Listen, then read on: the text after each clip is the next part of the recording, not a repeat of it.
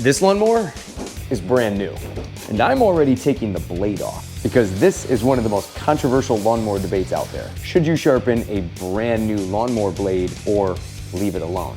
Let's find out.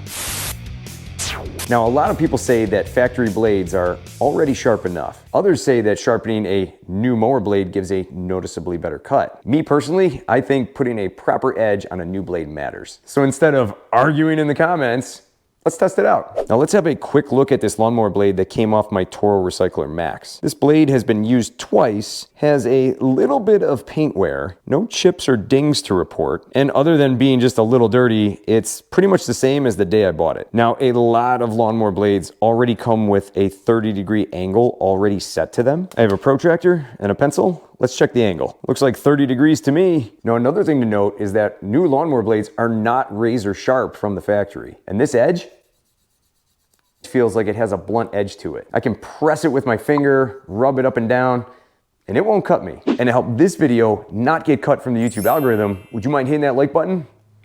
Thank you. By the way, hey guys and gals, welcome to Garage Gear. I'm JB. A lot of small engine mechanics will say that you want a durable cutting edge rather than knife level sharpness. But the real question is, does this actually make a difference? Here's the test. With the blade back on with its original cutting edge, I'm gonna mow one pass across my lawn. This is my path right here. This is my return pass without the blade spinning. And now I'm gonna pluck 10 random blades of grass. 10.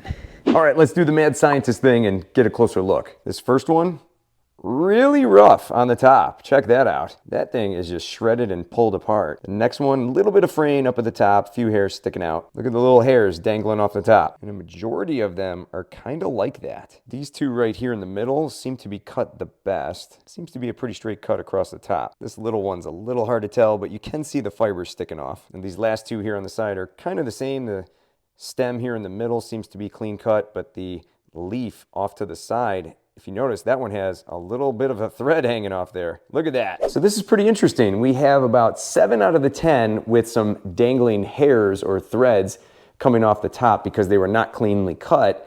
And it looks like 2 or 3 of them were cleanly shaved off. So that's the baseline. Now let's get the blade off and sharpen it.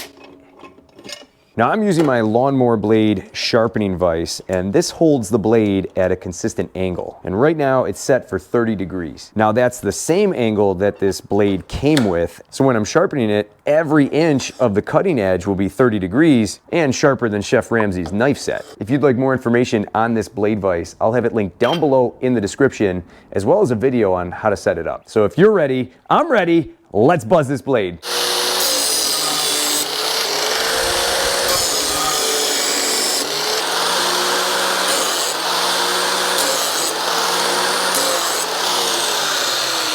Okay, so what do we have here? Well, if I take this blade off and we take a look at our bottom edge, which I didn't cut yet, you can see it's kind of dull. I can press on it. I'm not gonna cut myself. But on the other side, something happened. I actually caught my hoodie here on the bottom. I ripped my hoodie, duh.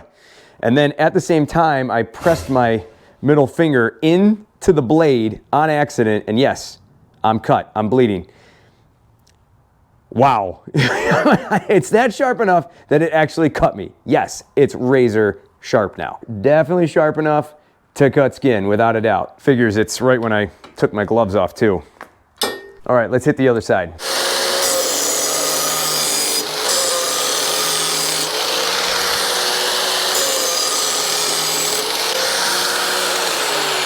Now here we have 2 sharp edges. Let's check the balance. Now this here is the most level spot in my garage. It's the entranceway into my house. Let's see how balanced this blade is. Okay, so it's dipping down to this side. So that means the heavy side is this side. So we gotta shave a few more cuts off of it.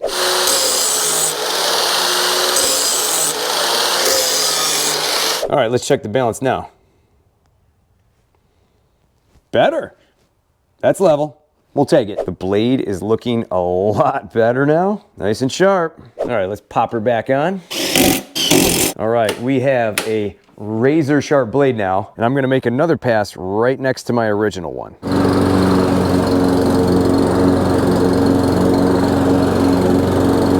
now I'm gonna grab 10 random grass clippings from here. All right, we got them. We got them on the board now. Let's take a look. Here's the before, and these ones are starting to shrivel up now because they've been sitting here for a while. And here's the after. So what we're looking for now is cleaner cuts. Let's get a look at this first blade.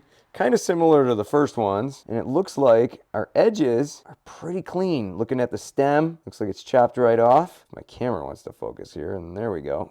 That looks like a pretty clean cut. Then this thin one, look at that. One tiny hair dangling off of that one. Next one looks pretty clean, chopped right off the top. Next one's sliced. Now this one's a little odd because it's kind of torn down the middle, but still the same, clean cut at the top. Then I got this thin one here in the middle. That one looks pretty good. Just some little micro hairs on the top of this one. That's gotta be the cleanest cut of them all right there. Then these last three look pretty cleanly cut with only one little notch sticking out of the top of the center blade. Okay, so now we know that cutting with our blade unsharpened, as is from the factory, we see basically several blades of grass that were shredded or frayed at the top with only maybe 2 or 3 that were cut clean. Then as we move over to the after side, we see several blades of grass that were cut clean and only a few, 2 or 3 that had a little bit of micro hairs at the top.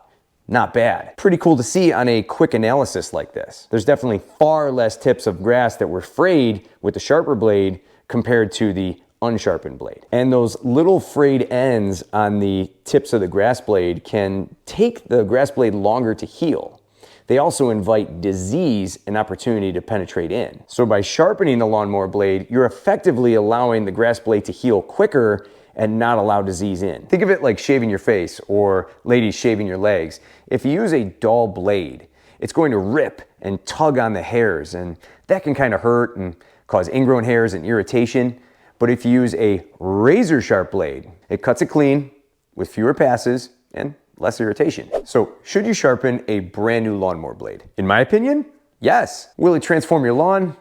No, but I do think that it cleans up the cut and sets the edge the way you want it, ultimately creating less stress on your lawn and less disease. Now here's some tips and tricks and some frequently asked questions that normally come up with blade sharpening. A big question that comes up is, how long will that razor sharp blade hold its level of sharpness? Well, not very long. Depending on the size of your lawn and if your turf is well kept, it'll maybe hold its sharpness for a couple of cuts. But if your lawn is rough, or maybe you have some sandy soil or lots of dirt patches to go over, you can expect that level of sharpness to go way, way down and perhaps only last a pass or 2. In my experience, it will still maintain its angle, but it'll lose that razor sharp edge. Now, how often should you sharpen your lawnmower blades? Well, I do it 3 times a year. I do it once at the end of the season, so that way I can come right out of the gate slicing in the spring. Then I do it again in the summer because the lawn is under some heat stress and I want to give it a clean cut and I don't want to stress it out even more. And then I sharpen them again in the fall before the leaves come down. That way I can dice them up into little bits and help feed the lawn.